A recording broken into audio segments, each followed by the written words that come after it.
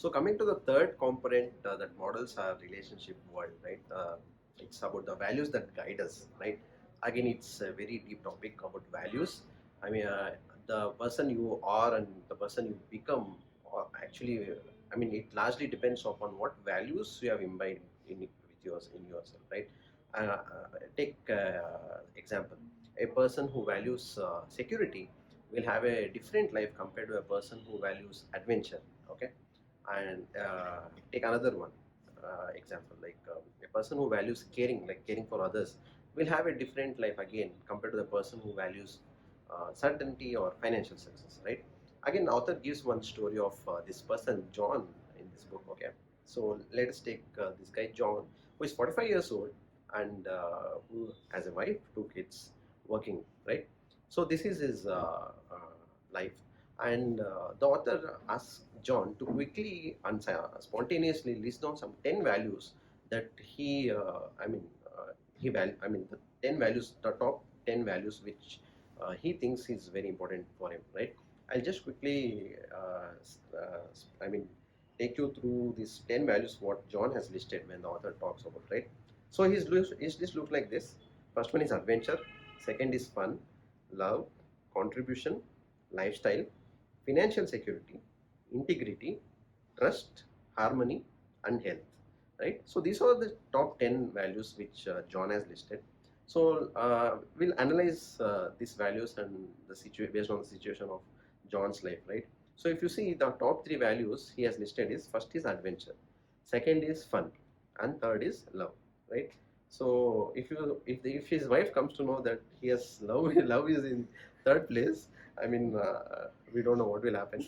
But if you, and again, thinking about John's age being 45, obviously health also will be important, right? But he has listed health at the last 10th, right? Again, I mean, it's his choice, but you can analyze what values he's telling from him, but from as an outsider, what is important for him at this age? Because he has a job, he has a family which are dependent on him. Obviously, health also will be definitely important, right?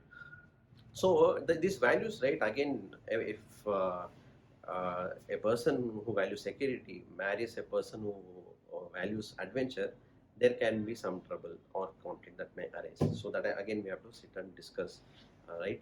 So these values again play a major role on how what decisions you take in your life.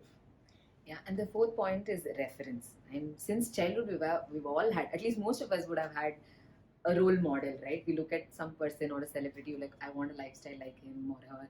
I like I probably want to have a money. I mean, have a financial background like that person has. Or I want to have a lifestyle like that person. But how many of us have a reference point to an ideal relationship? So we are lucky enough to be a part of PIM. We get to see and be with couples who are, leaders who work on a common, goal, and they have a common purpose. They work on that as together, and seeing them, it's like, okay, we can know. We look at them like, okay, 30, 40 years down the line, we will be like them because they have teenage kids, they have kids who are married, but the love is so fresh in between them. So it's very important to associate and have a community like that to keep our relationship also alive and happy. Yeah, that's the point. So coming to the fifth component that models our relationship world is the habitual questions you ask yourself, right? So we all usually in our mind keep asking some questions within ourselves, and the quality of your relationships also mainly, I mean, majorly depends on what kind of questions you ask yourself, right, or to the other person maybe. Like take an example. So if you think, why is he or she not loving me? But again, if you change that question, like how I can show that love towards him or her the way he or she wants to be loved, right? Take another example.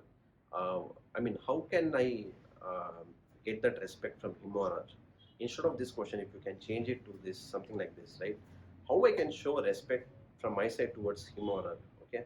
So these questions, I mean, if you are asking the same questions and if you're not getting any answer or if you're not seeing any change, then it's time for you to change the focus of the question. Okay, change it such that you are in control, you are taking the action from your end, right?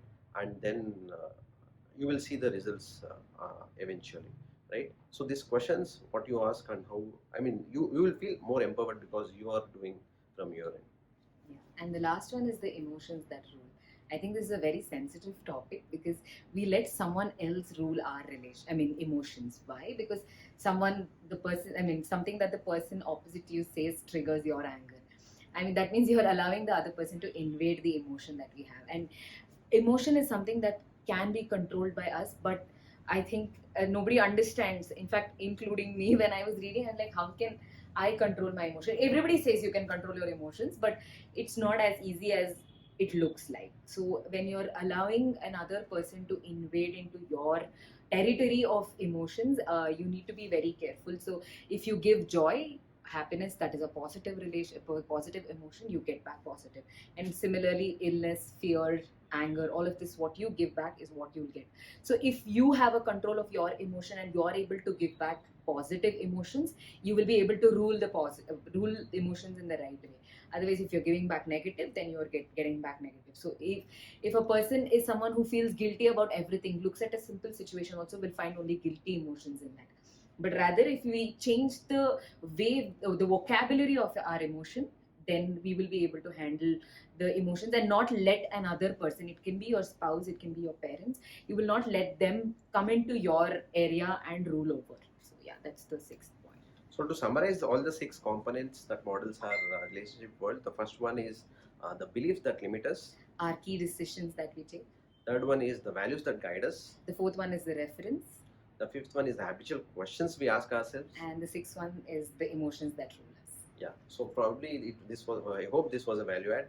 And if you want to do, I mean, I recommend you to go back, do these assignments which the author recommends in the end of the book. He has given some worksheets where you can sit, analyze, reflect upon your values, your questions, your references, and also you can let your spouse also analyze and reflect on the same, and then you both also can discuss and work it out, right, for a better relationship, obviously.